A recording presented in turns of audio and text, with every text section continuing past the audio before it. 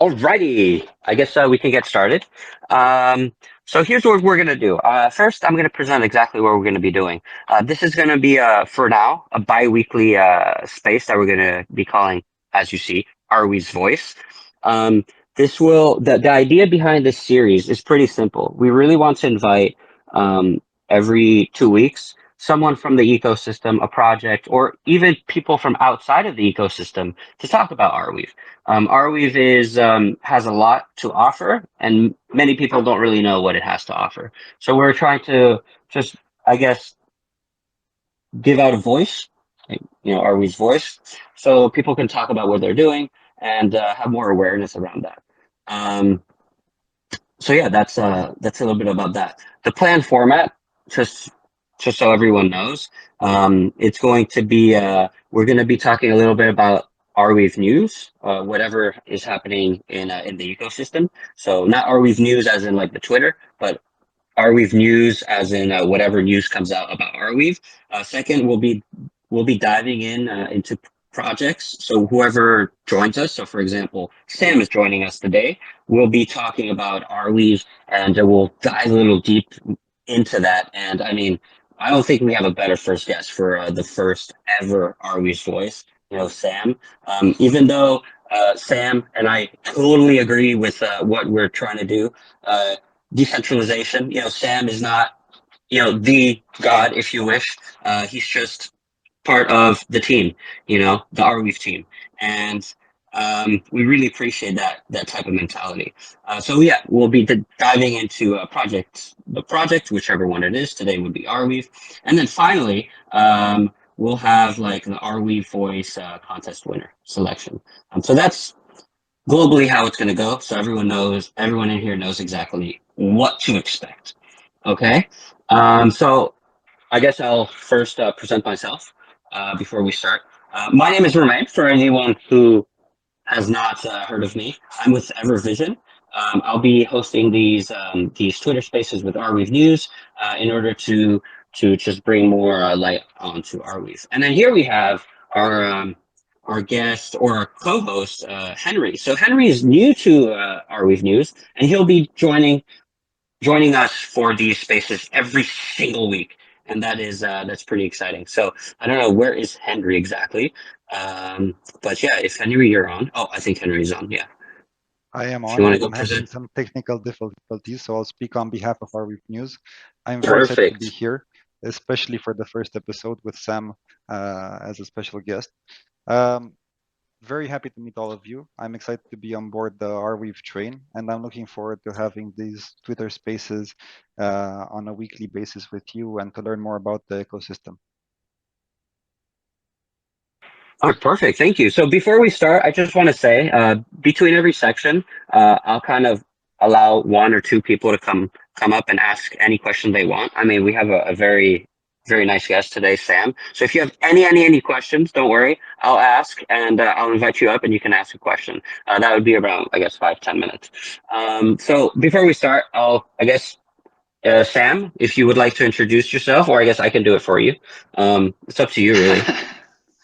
um, I'll introduce myself. Yeah, hi everyone. Thank you so Perfect. much for joining here, and thank you again to Arweave News and Romain for setting this up. I'm really very grateful that we have such an active community on the communication side. I think, as you spoke about a little bit at the beginning there, it's so important that there's many different voices and people giving their sort of opinions about what the protocol is about, because ultimately it is truly collectively owned and operated by our whole ecosystem. So yeah, the more opportunities we have like this to get together, chat about what's new, and frankly, I'm excited about this series because I'm sure I'll get to learn about new things that are happening in the ecosystem as well. I mean, it's far beyond the pace and scale now that I can easily keep on top of everything. Yeah, so very grateful to have this opportunity, and also that you guys have taken the initiative to put this together. A little about me, I don't really have a very good title for myself, I suppose. I was the person that came up with the idea for Arweave, built the code, all the way to 1.0 with help of a couple of others, but I sort of led that development. Then I slowly transitioned to this role of, for I guess the first few years, I was leading the company that was most involved with pushing Arweave adoption, and now recently I lead just one of the organizations, of which there are many, which is really amazing, pushing for Arweave adoption. So yeah, I guess it's kind of, it was my baby, but it's now out in the world, and it has its own life and its own. I know it's a creature of our collective creation together. Yeah, that's my background, I suppose. Perfect. Yeah, I completely agree. You just, I guess you got kind of a little snowball effect going. You just pushed a little snowball, and then it's just, doing its own thing. And I think that is very important. Thank you very much, Sam, for that.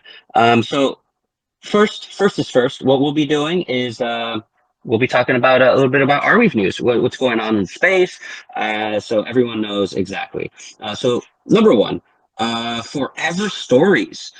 So it's direct recording on PermaSwap. So they tweeted out a couple days ago, I'm pretty sure. They now have a direct Arweave integration via Accord. So Accord, everyone knows that I love Pascal and Richard over from Accord. They've been doing a great, fantastic job. So what this allows them to do is it allows it via Accord, of course, to do a recording in browser live. All you have to do is press the little red button, record, and the story is forever saved. I think that's pretty cool. Number two, of course, Accord again. They redesigned their front page. I believe they took out like 7,000 lines of code, which is I'm not a dev, but that sounds like a lot. I guess Sam could say if that's a lot or not. Their It's a front lot. page. yeah, I guess it's a lot. Their new page looks fantastic. Pascal is a great designer. It's really really colorful, really eye-catching, and hopefully that can help them a little better in the future. Next up, we have WeaveDB. Again, they have a redesigned look. You can definitely go out and check them out. WeaveDB is also has a new CEO, actually, Ahmed. Incredible guy. Been talking to him a lot lately. He's super smart. He's super already passionate about Arweave and what it has to offer. So that's something we definitely need to look out for. Number four would be warp design or redesign again, and atomic NFTs. That I think that is a pretty important thing right there. So the atomic NFTs, I believe, were just launched. So that is again amazing. Next up, we have Arc Protocol. So they announced the hackathon winners. So the winners, if you want to go see the winners, you can go check them out on descent.lands. I'm assuming, yeah, descent.lands. And you can go check all that out. And then last but not least, we have the EXM supporting the Arc Protocol and other projects in the ecosystem. And Mod Molecule, if I say that right, .sh. So that's a developer tooling for EXM. They tweeted out, through our partnership, the Descent.land has worked on rewriting the Arc protocol on EXM. We're excited to see this is now complete, and we look forward to more Arweavers joining. So please, if anyone wants to build on Arweave, you can send literally anyone that is in the Arweave ecosystem DM, and we will definitely set you towards the right path. So that's that about the news. Next up, so before I go on to the next thing, does anyone in here have a question? Any question at all? Anything is welcome. Maybe from something Sam said, from something from the news, we could clarify anything. If not, we can definitely go off to the next section. If no one has anything, we can definitely move on. I'll give it 10 seconds. That's it. Romain, if you gave me the window, Yeah. I'll take it. So I have a question. Myself being new to the ecosystem, I'm surprised to see how many projects are undergoing redesigns and refactoring. And I have a question to Sam here. In my mind, this is a sign of maturity for the ecosystem itself. I think if you will, I think we're reaching the ecosystem seems to be reaching a point where we need, or all projects need to evolve, and it's clear that there's a whole lot of effort in improving the functionality and making it more user friendly for the users. For instance, I've been a long time blockchain lurker, but I think Arweave is the only place where user friendliness is actually the main talking point, and where you can interact with the project without needing to create a wallet, needing to create the right infrastructure to access the blockchain. You just use your browser and you're ready to go. And I want to get Sam's view on this and how he says this is evolving for Arweave. Yeah, 100%. I think that maturity is precisely the name of the game at this point. I also totally agree. Look, the user interface is, evolving like this is great to see. For the first few years of people building PermWeb apps, they were pretty brutalist.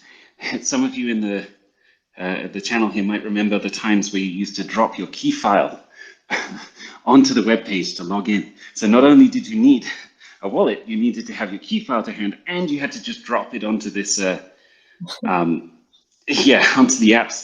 So we've come a long way already, and I totally agree that I'm very glad to see that there are projects that are now putting more and more effort into keeping, or rather improving the user experience and making it more, the PermWeb app experience is never going to be exactly like the Web 2 experience, and to some extent that's actually all why we're here, right? Like, we wouldn't want to reinvent where we came from. Like, there will be certain things, like the user should be self-sovereign. So one way or another, whether they have their key encrypted on the chain and they access their own key via decryption, with a username or password type system, or something like that, one way or another, they do have to have their keys, because that's what allows them to be identified in the network, and that's what makes it different than Web 2, along with, of course, the permanence and the decentralization. But it's an important part. So we're never going to end up with a Web 2 exactly experience, but we can get pretty close to the comfort of Web 2 with the, you could say, additional benefits of PermWeb application. And just to add to this, Snowball, stealing your word there, Romain. Yes, we are also revamping the arweave.org homepage to basically be a sort of ecosystem map. So it explains to people very clearly, succinctly, what Arweave's about, and then it pushes them out to, like, hey, go look at the, I'm not sure if you guys are aware, but the new cookbook project that Tom and DMAC and a bunch of others in the ecosystem are working on. If you're a developer trying to work out how to upload files, or go check out the Chord if you want to upload a file, is one of the links we'll make. And if you want to do smart contracts, well, here's how you get started with Warp. And so it's going to become a sort of hub that pushes people or shows people the edges of the ecosystem where they can then jump in and learn more. And of course, the ArweaveWiki is a big part of that as well. So revamping of user experience all across the ecosystem, I think. It's good to see. Yeah, that's perfect. I mean, I think, the main thing with the ecosystem is we definitely do need, I guess, more user friendliness. So thank you for that answer, Sam. Just to make sure everyone can hear me, right? Everything's good? I don't see my little Yes. name. All right, I don't see Yeah, my little. I can hear you, but it doesn't show my my speaker, like my little Yeah. waveform anymore. It shows it on yours, not mine, for some reason. Yeah, I just wanted to make sure, just in case. All right, cool. So now we'll head on to the main topic, which is Arweave. This is something that a lot of people, I guess, are still trying to figure out. So I don't think we have anyone better than Sam to talk about Arweave. So Sam, I have a few questions for you. We'll first talk about Arweave 2.6. So what will this release bring? Why is it important for the network? What's the current status, the next steps, the estimated mainnet release, and anything else you have. Now, you did present this in Singapore, but it's been quite a few months, so I guess we can just, get a recap on what's going on exactly in terms of that. Yeah, for sure. So the first thing to say here is we never rush these things. As much as I would like to, those that know me and have worked with me know that I'm I like to think on the, let's say, positive side of impatient. But I really like to get things done quickly. I live for the drive of, shipping things. But ultimately, with the protocol itself, there is no moving quickly. There's moving at the pace that is safe and sensible. I agree 100%. All of the, making sure all of the I's are dotted and the T's are crossed. So where are we right now? Or rather, actually, I guess some people won't know what Arweave 2.6 is about, so I'll cover that first. Yes, Arweave 2.6 fundamentally is a release that changes the work algorithm in Arweave to make it such that spinning hard drives, so that the kind of, I was about to say old style almost, the ones that you might have in a desktop computer that are very, very, very high density and relatively cheap cost, are the most efficient at mining the Arweave protocol. Why do we care about this? Well, because it means that we purchase storage from the Arweave miners at a lower price, which is good for everyone. And also it means that we don't waste so much energy. So what Arweave 2.5 does now is it incentivizes you to make many replicas of the data, which is obviously great, but also to have those replicas be sort of quickly accessible, which is not great because it means that people buy hard drives that are just kind of more expensive than they need to be. So we focus on data size essentially, right? But everything above, a few hundred megabytes per second access speed is fine. And so Arweave 2.6 pushes us towards that. And in doing so, it radically decreases the energy consumption of the network and increases the sort of net number of replicas that will be stored by the, subsidized by the block reward, which is great. I mean, by our calculations, it should lead to something absurd like 10,000 replicas of the data set in the current network, or at least with the numbers we were using back in October, like the prices have changed and all that.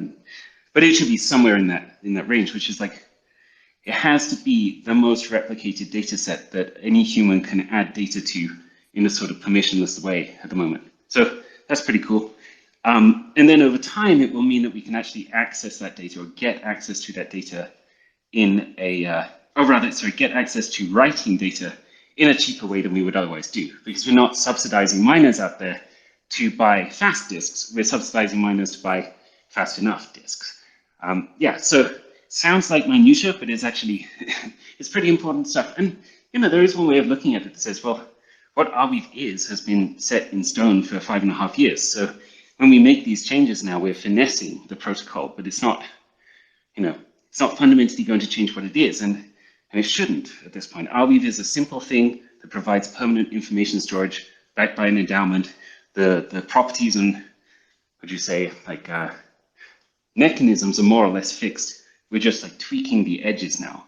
And that, for what it's worth, is something I find personally exciting about this release. This is the release where, if I got hit by a bus and on my way to the ground, I would think, okay, at least it's in a good enough state.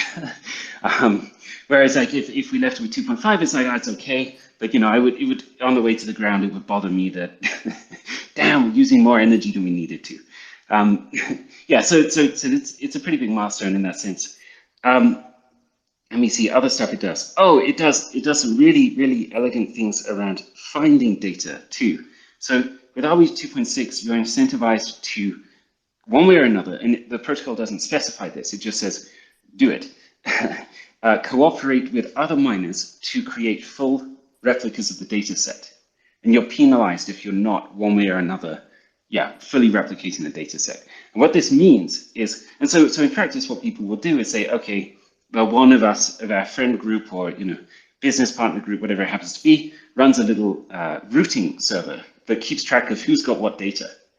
Now, this is really, really cool because of what it means is if you ping any node in the Arweave network, you are at max one hop away from the data that you need access to. And this solves a huge, huge problem. It's essentially like the problem of IPFS, which is, how do we find a needle in a decentralized haystack? In computer science, if you were to solve the problem, from first principles of, hey, I've got a big data set and I need to put it I need to find some piece of information in it. And I need to do this operation, billions or trillions of times a day. Okay, the first thing you do is you organize the data set into a sort of tree.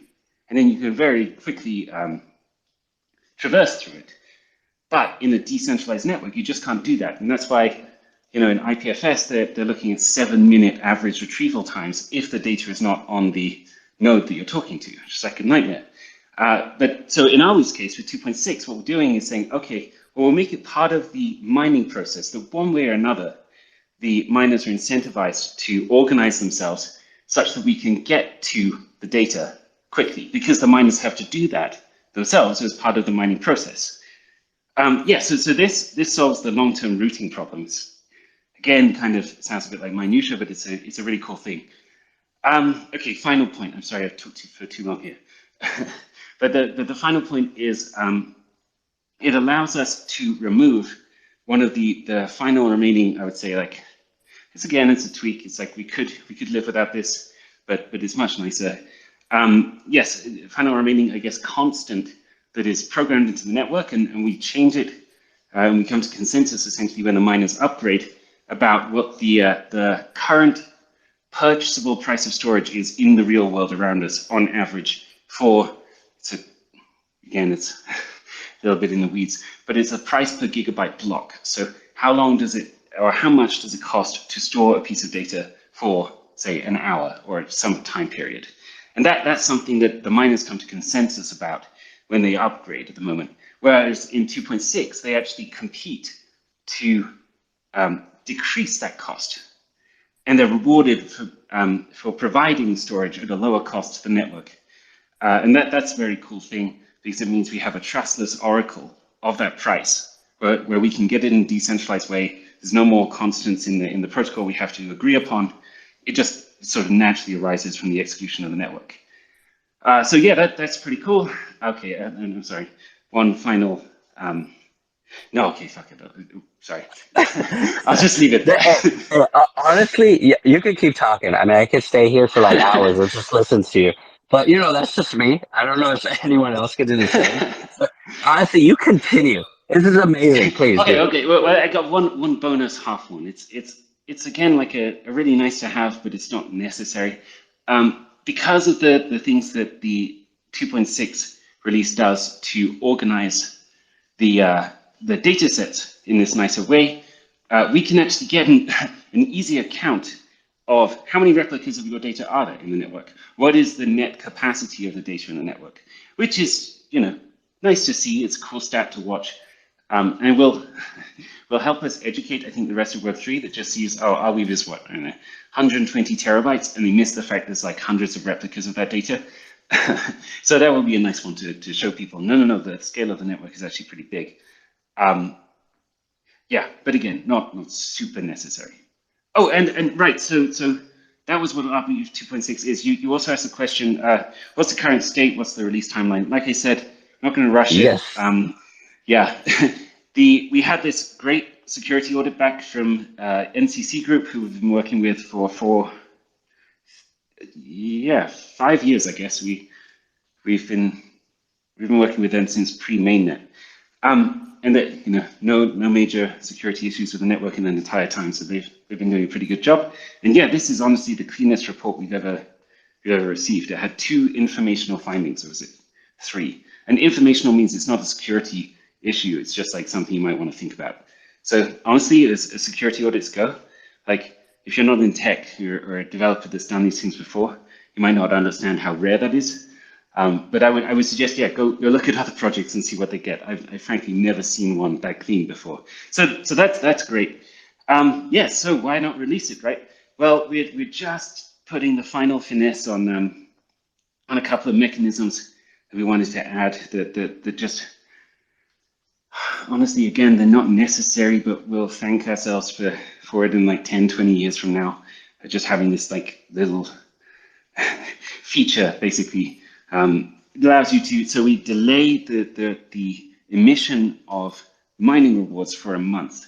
And that sounds like a bad thing, but it's actually, it's a good thing, because it adds this like subtle incentive that the miners always want to stay, they're getting the reward a month from now, so they shouldn't hurt the network in any form. And so sure, it's not going to solve any huge problem, but it is, the kind of thing you want there to just subtly nudge in the right direction over time. Yeah, so we're adding that. Obviously got to retest it and everything.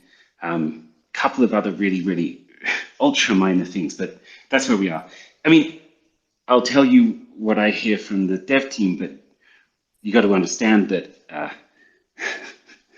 these things slip all the time, and we are, we're getting this right, not doing it fast. So, but what I hear is, we're looking at about 2 weeks approximately from now.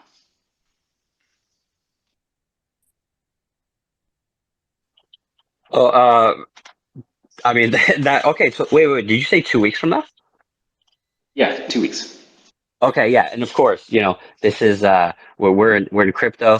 Again, safety first. So that's the most important thing. Now, if anyone wants to re-listen to that we'll definitely put up clips and things of that. I mean, this we'll definitely have to listen to what Sam said, because that was a long explanation, and there's so much to be said about that. But thank you very much, Sam, about kind of an update about Arweave 2.6. It's been a couple of months, so that's a really cool thing. I got another question for you.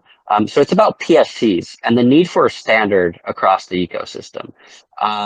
So I guess the first point is we saw PermaSwap have an issue with PSC standards. So they, Yes, right. yeah, in order to actually be able to make this a thing, they need to have one standard. If not, it could cause security risks, which I'm assuming from what you just said, that is not a good thing. So that's one. And yeah, let's cover that first. What do you think? Yeah, absolutely. So after they published that report, that was pretty interesting. Brendan spoke to Kuba from Warp, and it sounds like we're on the path to getting a sort of fairly simple solution in place there. Really, I think one way or another, it comes down to, again, sorry, this is technical, it's in the weeds technically, but to those who are interested, the simple solution, I think, is to annotate the transactions that spawn the contracts and add a tag that basically explains the canonical way of interpreting that contract.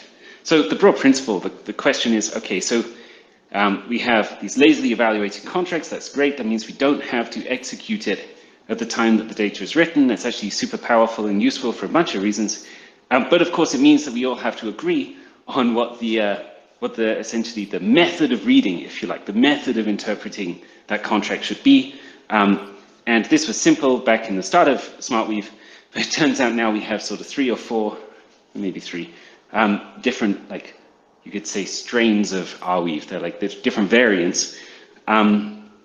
Yes, and so now they just need to have a simple way of saying, hey, the canonical interpretation of this contract is maintained or is gained by executing it with Warp, say Warp bundles version 1.2.2 or whatever it is right now. And that will more or less solve the issue, I think. And yes, they're already happily on the way to doing that. So good cross-team collaboration on that, I think.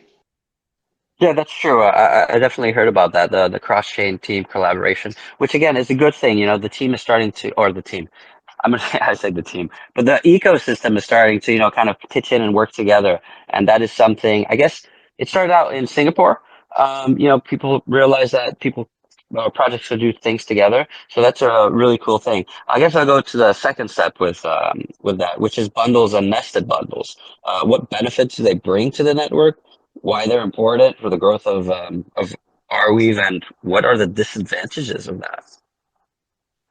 Yeah, so you're gonna have to forgive me for long technical answers today, but Hey, let me tell you. I'll try my best to. I, if I could give you a hug, I would, because these are the best things that anyone can ask for. Okay, I mean, everyone is in All here. right, okay. I see a few devs in here, so I mean, I'm pretty sure they have a pen and a Yeah, and definitely some pen and devs. paper out. All right, go for it. All right. Okay, so look, recursive bundles. This is how Arweave scales arbitrarily. It's super, super important. I guess we start at the beginning, right?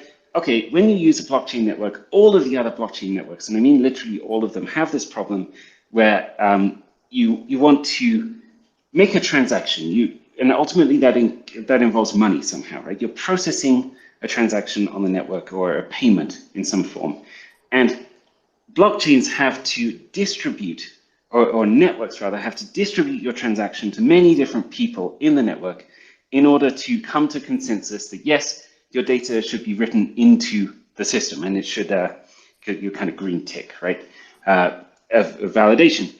And if you don't do that, you end up with this problem of double spends. So there might be the ability for you to spend some money over here, but also then spend some money over there, and it's the same money, and the merchants or whoever it is that took your payment, could be the network even, credits you twice for one set of money, right? Big problem. And so this is like an, I would say, immutable problem in blockchains. You can't get around it. But what we do with scaling Arweave is we say, okay, yeah, fair enough, can't solve that. We don't need to solve it, it turns out. What we can do instead, because our uploads, our payments are essentially, like fairly low value each. Like a lot of Arweave transactions are, imagine if you send a MetaWeave post, you're spending like 1/1000th of a cent or something. I mean, sure, it goes up to a few dollars if you want to upload like big videos that are gigabytes, but like, relatively low value. So what we can do is we can start to aggregate the payments and then aggregate the data. And it just so happens we are extremely lucky, I think, that we actually have a problem in blockchain scalability that is actually solvable, where really most of these other networks just don't. So Arweave has essentially one contract inside it at the base layer, which is the endowment. And then it has its kind of data mountain, if you will.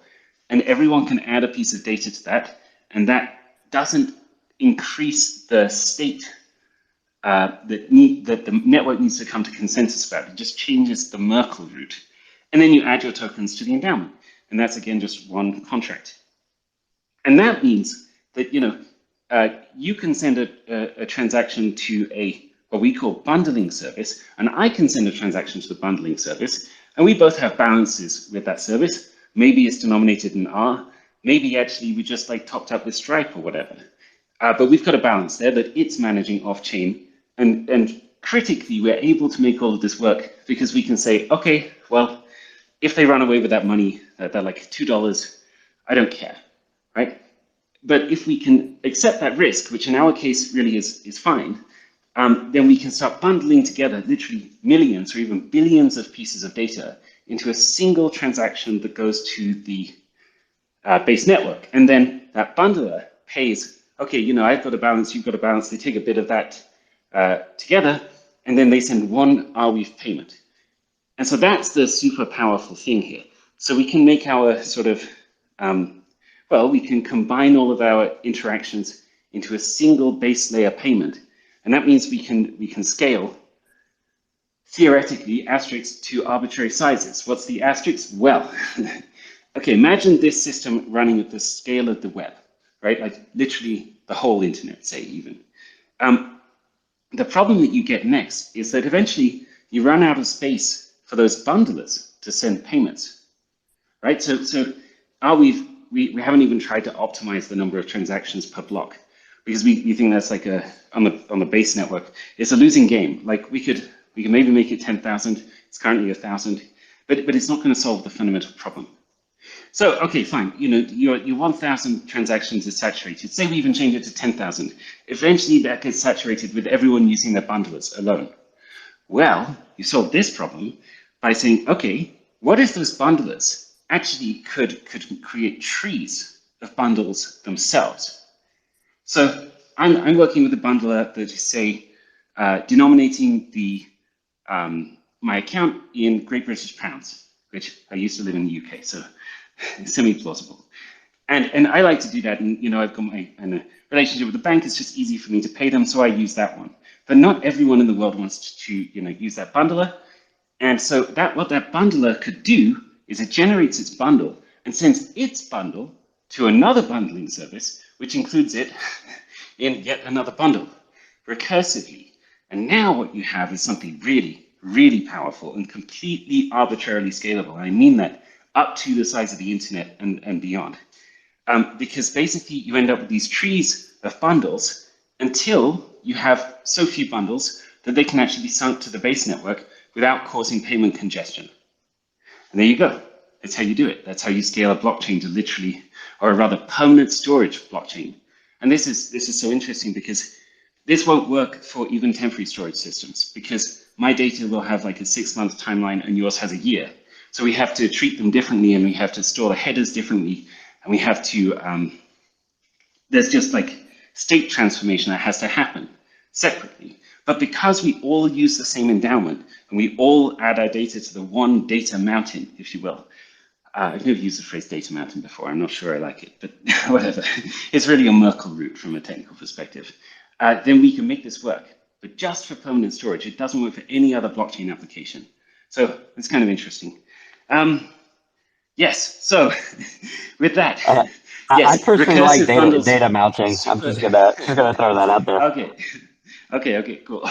Well, yeah, recursive bundles are like a fundamental component of that. That's why it was so exciting at the end of last year. And Romain, you said this yourself, and it was great to see that the ecosystem has started to just self-organize. So I was in a Discord channel with, I think it was Phil and Ariel from Ario and Josh from Bundler, and a couple of other people were there. But you know, I just sat there and watched them, and they self-organized the solution and made it so that recursive bundles work. And so that's really amazing to see. That's the kind of community spirit that will give this thing the longevity it needs to really fulfill the vision. Well, that was a hefty response to all that. If anyone, I'm sure people have questions about what he just said. Just hold that thought. I have one or actually two more questions. First one, I really want to know more. I remember in Lisbon you presented Fairforks. Do you have any Right, plans yes. with that? Do you have any plans? Yeah. I mean, I personally loved the idea. I thought it was something that could really help the ecosystem. Do you have anything behind that? Any future, I guess, projects for that? Yes, 100%. Funny you should say that. I've been working with Seb very closely on it this week. We think we finished a. Okay, well, I'll get to it. So Fairforks, for those that are not kind of following very closely the ecosystem, basically Arweave has always been a fork-based system. If we wanted to change it in the future, we make a fork of it, and that's essentially what we do when we have hard forks as well. They are more or less forks. It's just we all agree generally. In fact, in the whole of Arweave's history, we've all agreed that the new fork's better than the old fork. But it means that I, as one of the protocol designers, can't just come along and say, hey, we should do it like this. Like there's a process. Everyone agrees on the new fork. The new fork is better than the old one, and we all just seamlessly move to it. But we've been thinking about like this conversation got started, I think, 18 months ago, when we were thinking about these parameters in the protocol. And we were thinking, well, look, like the parameters make sense today, and we can project forward that they can make sense maybe 40, 50, 100 years out. But like ultimately at some point, one of these parameters is going to need to be tweaked. And maybe the whole mechanism needs to be tweaked. And when we say permanent storage, we're not kidding around. Like we really mean it. This is I don't know if it's the first, but this is, at least in the digital age, the first very serious attempt to build a permanent information storage system. I wrote in the sort of cringingly named the Arweave master plan, which I wrote back in like November 2017, just so that I could clear my head of all the ideas I had for this. What was this thing going to be? That we would present success as the data in the Arweave network outlives the last human-like thing. That is what success for this project, at least in my mind, is. So really, yeah, we're not kidding around. We need a mechanism for tweaking the protocol that will work over eons, basically hundreds, if not thousands of years, or hopefully thousands. It wouldn't be sad if humans were gone before that. But anyway, I digress.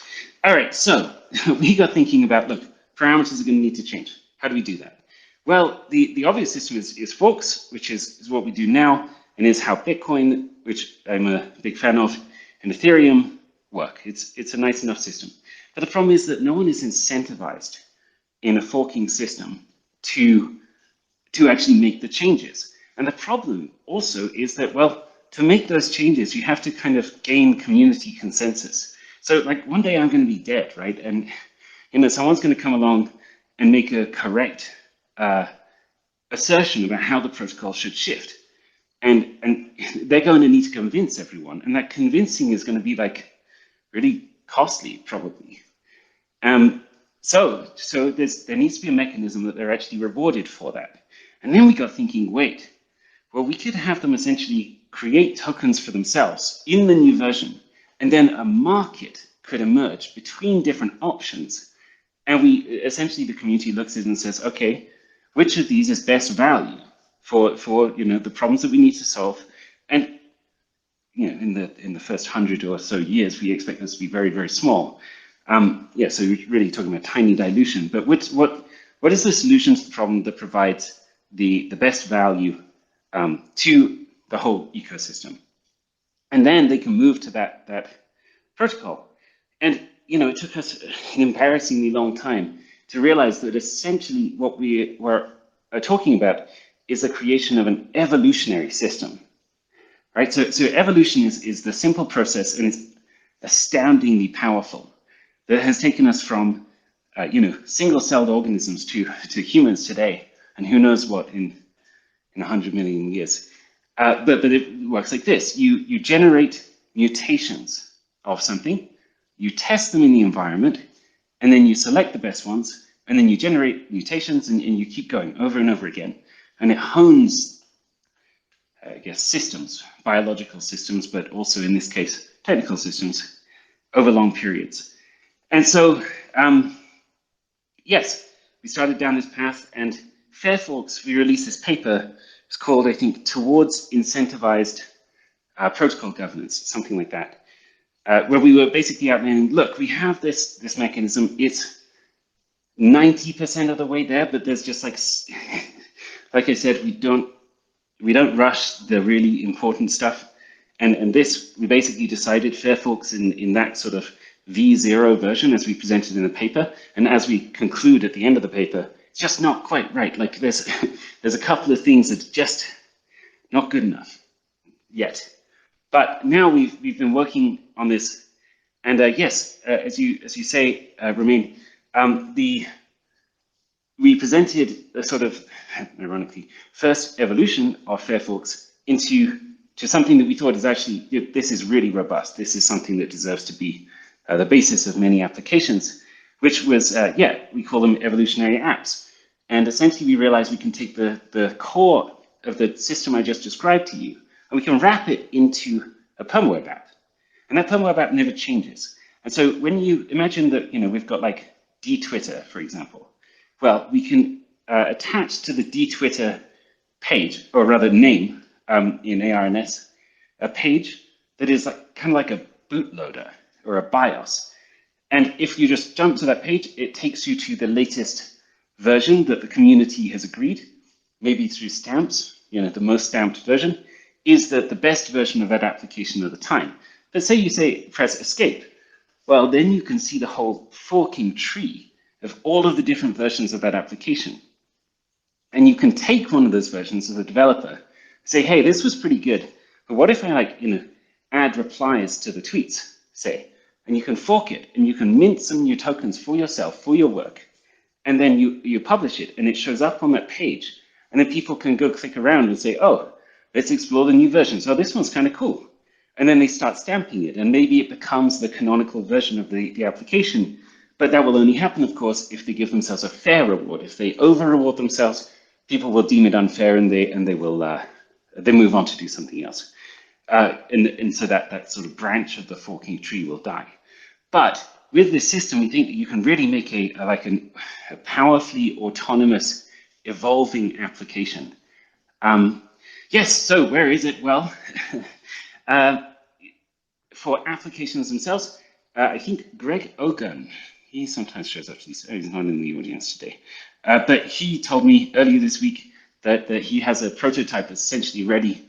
He said it would be done by Tuesday morning, and it's Friday. I'll check in with him. He's built a version of this BIOS so that anyone can actually go and execute this and experiment with it. In practice, we think we might run some forkathons as well. So we start out and say, hey, here's a dTwitter application. Anyone can come along and fork it, and then they start building on each other's stuff, and we see the evolutionary process in practice. And this is really, it's a very different approach to application development. It doesn't require a startup. Like, you could build something here, like a really cool PermaWeb app. You just put it out there. You don't have to commit your whole life to it. Maybe it's just a hobby project, but then someone else can pick it up and improve it, and they get paid to do so. And over time, the thing can morph. And to Arweave itself, well, we're essentially working on I would say, simplified version of the fair forking process that gets around some of those, some of those edges we just didn't think were acceptable, trade-offs. Yes, which we hope that we can present very, very soon. Again, a bit more finesse, but it's really making progress now, so that's good. Okay, I'm sorry, that was again very long answer. It was, I think it was perfect. And actually, I'm glad that you said the forkathon. I think that's a cool term as well. I was actually going to ask, because you said, we want we want to incentivize people and whatnot in order to actually, use this. And I guess forkathon, it doesn't really have to just be online, right? It could also be offline events, right?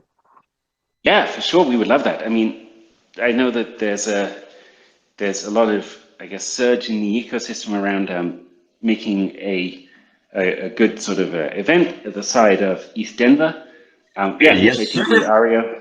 Yeah, so that's going to be great. And yeah, potentially at just one of these sort of in-person events that's sort of naturally emerging at the moment, we can have a side event where we all get together and we just hack on I don't know, some cool joint idea, and then we publish our little forks and we see by the end of the weekend whose features are in, and it could be really fun. Yeah, we'll definitely we'll definitely make that happen.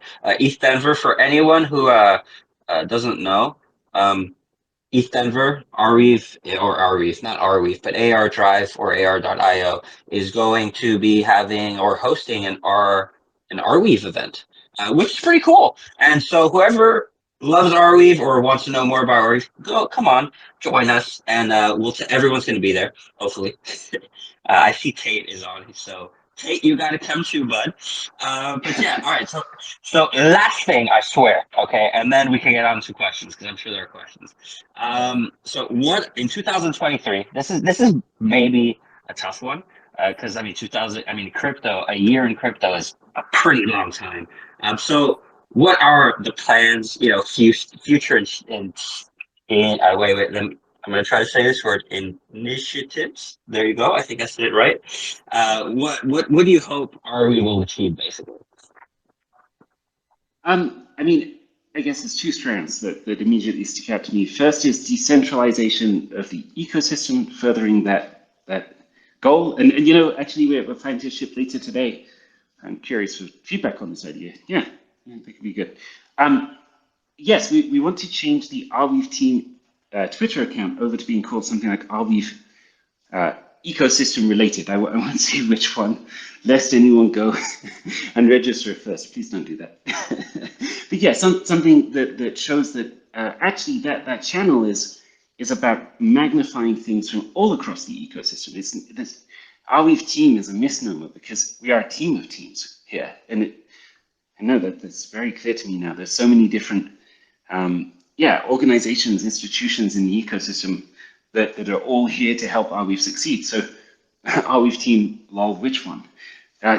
Something Arweave ecosystem related is much, much, much better.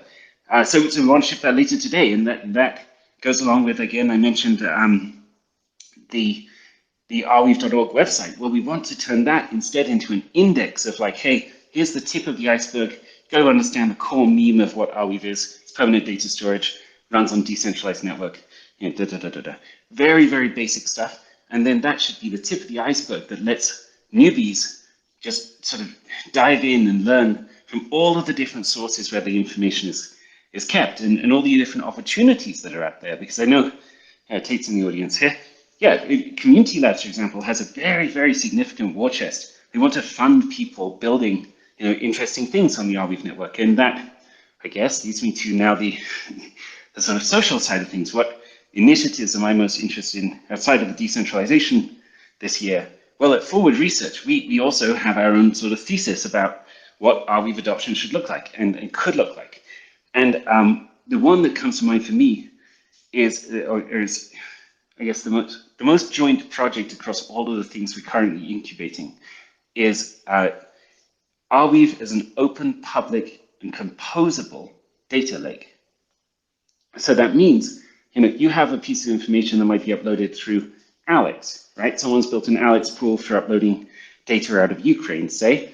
Well, you can then put a permafacts market that helps you understand what the market believes is true, or how likely the market believes this assertion is to be true or false, like right inside it. And you can do that with any data. And then, all of that automatically shows up in, for example, now the I guess, stamps ranked Reddit-like system on top of Arweave. And so, yeah, I think that's huge. And as well as, so really opening that up so that the applications on the network can be essentially data first, right? Like when we look at Web 2, we see that, honestly, like a team of 3 really good devs could build a fairly scalable, like maybe 10th to 20th the size of Twitter version of that site in like a weekend, if they wanted to, using the open source tools with like properly, the good distributed databases we have.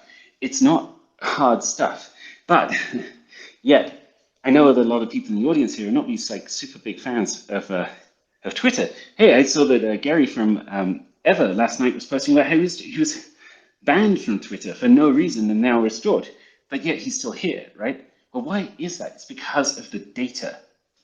The data in this case is the network, but it's really just data. It's like, why do you go to YouTube? Maybe you don't like YouTube that much, but you go there because of the data. Well, Arweave applications, because they're, yes, the UI, hopefully, and that's another thing I want to push for this year, more of the PermaWeb app UIs on Arweave, please, so they don't disappear. But the UI should be on Arweave, and the data is on Arweave too. And that means that the data can be pulled into any application. And if we can get the incentives right, and I think this actually comes down to some real world license work, and we have an initiative about that underway. I don't want to, jump the gun on it too much, but yes, we have an initiative about that underway. If we can get it right, such that you're properly incentivized to not keep your data to yourself, but to contribute it to the open data lake, and then other applications can build on top of it. Yeah, we're going to build a radically different and better web very, very quickly. Yeah, and then you have forkathons for evolving the best versions of the UIs to that data set, right? And you have profit sharing tokens inside these atomic assets that are the data, and how the royalties from the data should be shared, like distributed inside a single link. And yeah, so that's kind of a part of the web I see emerging, and initiatives I'm excited about this year. Okay, I'll stop. Oh man, that's always great to hear. So it's already almost been an hour, unfortunately. And I know Sam, I'm pretty sure you have to go in a bit. Is that right? Yeah, I'm just checking my calendar. Yes, funnily enough, I have a podcast with the PermaWeb pioneers. Sorry. Okay. So, but maybe Greg is even in the audience. So you know what? If anyone has a question, let's see if anyone has a question. Maybe we could like have like a short mini, which is impossible. But maybe if anyone has a question, I really want to see if anyone has a question before we go on to the next section, and then we wrap it up, and then you can get on going. No one has a question. I mean, there was a lot of talking. Yeah, I had a question, but I know full well that it's going to result in a really overboard long answer, and I can't do that to Sam, knowing that he has to go and won't also be able to. So we'll catch that on the next one. Let's do it. I'll be I'll be succinct. I promise. It's succinct proofs of access. It's one of the cool things we've done. Yeah. 60 seconds. Let's go. Right. Let's go. So you mentioned, Sam, that in Arweave 2.6 there is an incentive mechanism which is not actually built into the protocol, but is kind of implied by users basically wanting to choose to do that anyway, but it's not enforced into the code of the protocol. I can't remember what you said as an example for that, but can you Yes. sort of explain what that is? Incentives emerge between the lines of code is the simple way of saying it. So sometimes you'll write some code and then you'll have a network, and if all of the nodes in the network are running that piece of code, well then there's sort of an incentive that you didn't write explicitly but emerges out of it, sort of an emergent property. And in this case, that emergent property is, hey, I'm going to mine better if I can, it's a bit technical, but if I can move a chunk, any chunk, to the location in the world of any other chunk very, very quickly. That is what the protocol asks of you if you want to be maximally rewarded. And how that is done is not specified. It's like, you make it up. And that's actually really good because... level, would that have the client rewrite their code, or how would that be done on an actual practical level? Yeah, so right, on practical level, I mean, I expect that the first implementation we'll see of it. So to start, the big miners will just, they have full reps, so it's not a question. The smaller miners, though, it will be part of the pooling operation that you will run one of these little routers.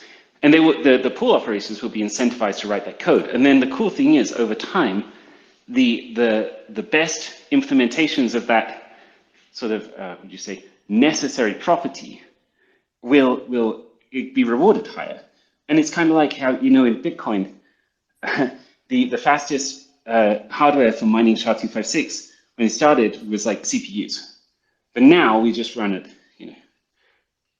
I would guess it's into the millions of X what we were running at by then, because the protocol incentivizes you. It says, well, look, I'm going to reward you proportionally to how well you can do this technical task. Well, we've essentially made one of those technical tasks, move this chunk to this other random chunk. Yeah, makes sense? Okay, yeah, completely understood. That's awesome. Yeah, that's awesome. You don't need to enforce that in the protocol. You just sort of set up the incentive and let the pool do its job. Yeah. Right. Got it. We reward it rather than enforcing it, something like that. Well, hey, Sam, thank you very much for joining us today. I really appreciate it. We'll kind of wrap up on our own. You feel free to, go on to your next call if you like. Okay, amazing. Well, thank you so much for the conversation. As you can tell, I'm pretty obsessed with Arweave, so always happy to chat to people who are curious about it. Thanks so much, guys. Again, it's contagious. Awesome. Well, thank you so much for putting this together. I can't thank you enough. It really, it buoys my spirits to see these community initiatives. It's amazing. All right. And we're not Thanks, stopping. guys. Chat soon. We're not stopping anytime soon. All right. Have a great one, Sam. Take care. See you guys. Bye. Bye. Okay, cool. So we'll just wrap it up here. We'll go on to the next section, which is Arweave's voice. So the contest winner selection. I'll let Henry, our beautiful co-host here, kind of go through that and see what he has to say about that. Thank you, Romain. So pretty impressive year ahead for Arweave. I think it's going to be an exciting 2023, and the year hasn't even barely started, and we're getting close to Arweave 2.6. That's amazing. Now, as Sam said, I think the most important thing we need to do is we need to work together. We need to be more social. We need to collaborate more. And that's what we try to actually incentivize our community to do. We at ArweaveNews believe everybody's voice is the most important thing. So we launched a Twitter contest a week ago, asking you to present the development of an ecosystem, the development of a project. And even though Sam is not here anymore, he had a great idea. This being the first session, we actually wanting to reward every single one of you who took the effort to put out a thread, think about the ecosystem, think about how it evolved in 2022. And I think we've got a few great threads out of it. So we'll post these in the chat as well, and we'll DM the winners to give us their wallets and their addresses. But just as a highlight, I want to mention the 4 winners that we selected. Courtesy to the new ones, we'll start with the new followers because those are the ones we want to engage as much as possible. We have a great thread from Flawless2996.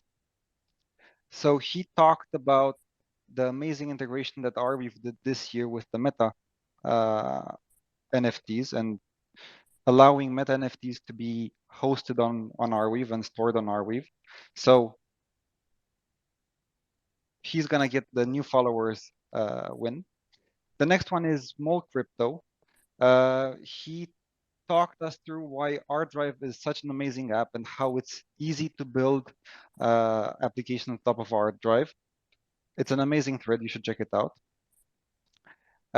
Next up, we have a winner from an older follower, Xianis Potato.